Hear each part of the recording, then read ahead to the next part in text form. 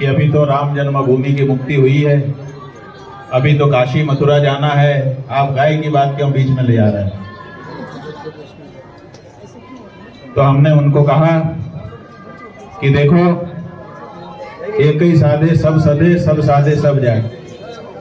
हमको ऐसा काम करना है जिससे एक के साधने से सब सद जाए, और वो एक क्या है? वो एक है गौ माता, राष्ट्र माता। देखिए, हम हिंदू 100 करोड़ होकर के भी कमजोर हैं अपने देश में। हम गाय को नहीं बचा पा रहे हैं, हम गीता गंगा को नहीं बचा पा रहे हैं, हम अपने धर्म स्थानों को नहीं बचा पा रहे हैं। कमजोर है ना? क्यों कमजोर है?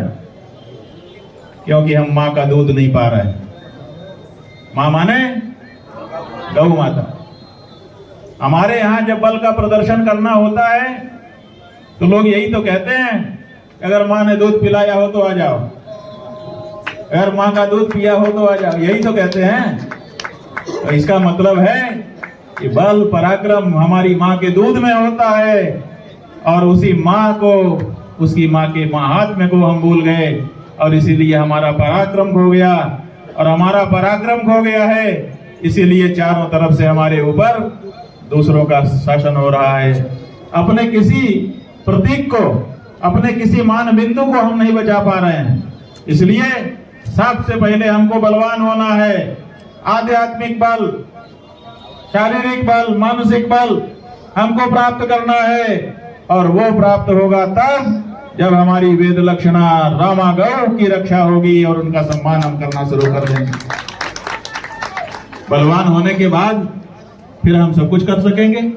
इसलिए अगर आवश्यक है इस समय हिंदू समाज के सामने कोई काम, तो सबसे पहला काम गौ माता की रक्षा।